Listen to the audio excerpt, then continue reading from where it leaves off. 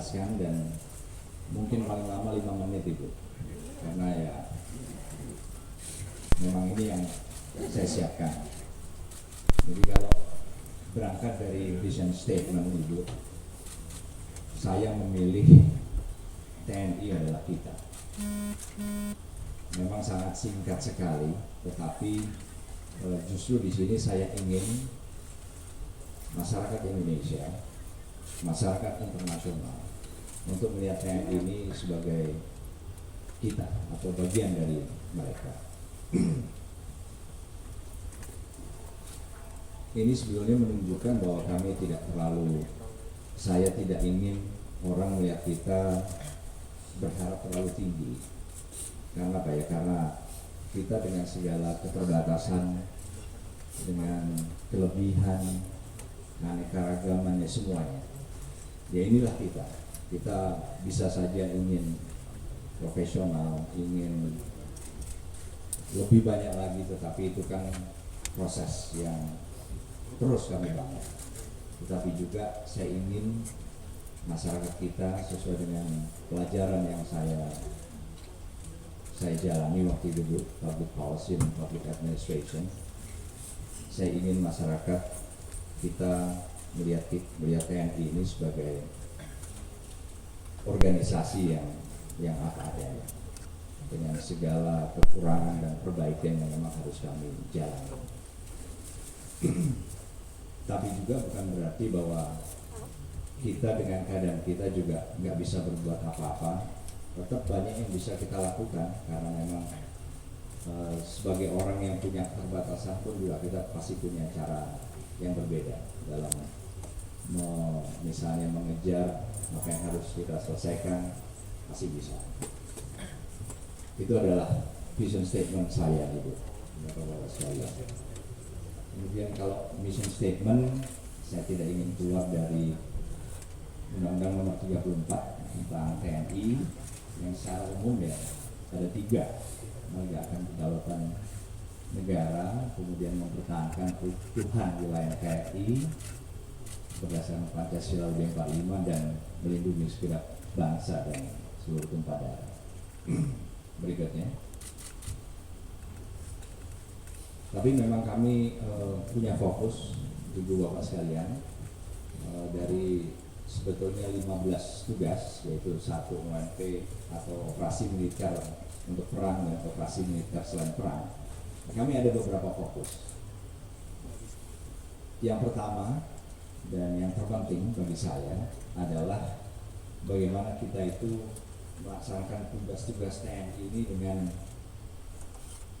lebih mengembalikan kepada peraturan perundangan yang ada. Tugas-tugas yang kami laksanakan selama ini sudah diatur dalam undang-undang, tetapi memang detailnya, implementasinya yang saya melihat masih banyak kelemahan-kelemahan. Dan itu yang menjadi prioritas pertama saya. Bagaimana mengembalikan tugas-tugas yang kita lakukan ini dengan benar-benar berpegang kepada peraturan perundangan. Jangan kelebihan, dan harapan saya juga tidak akan mengambil sektornya kementerian atau lembaga lain. Kemudian yang kedua, dan ini kan sudah memang diatur dan sudah keluar peraturan Kementerian Pertahanannya pun, bahwa memang operasi pengamanan perbatasan ini juga sesuatu yang harus menjadi fokus dalam hal peningkatan. Peningkatannya bagaimana nanti detailnya, Ibu Bapak sekalian, yang saya siap menjawab pada saat sesi ini dinyatakan tertutup. Kemudian peningkatan kesiapsiagaan satuan TNI juga, ini juga fokus, karena sebetulnya banyak yang bisa kita lakukan untuk membuat kita jauh lebih siap, baik menghadapi tugas-tugas operasi militer untuk perang maupun selain perang.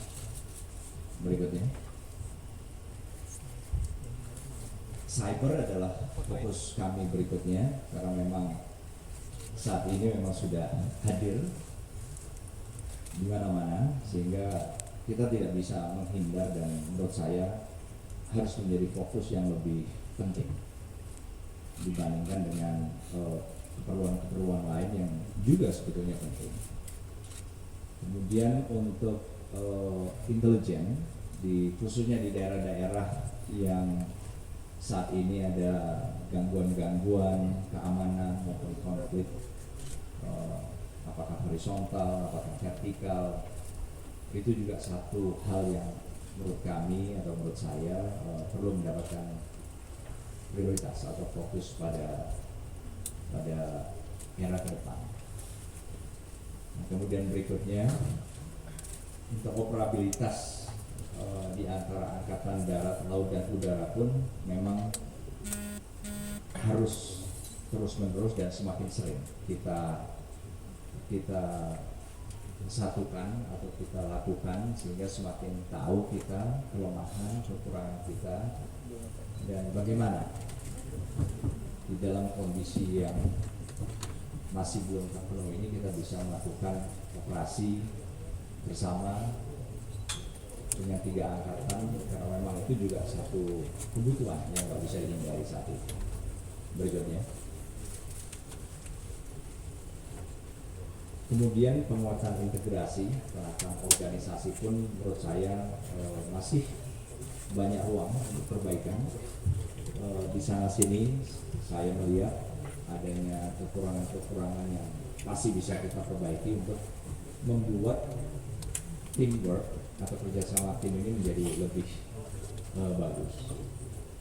Dan yang terakhir, diplomasi militer yang sesuai dengan kebijakan politik luar negeri kita pun juga semakin penting.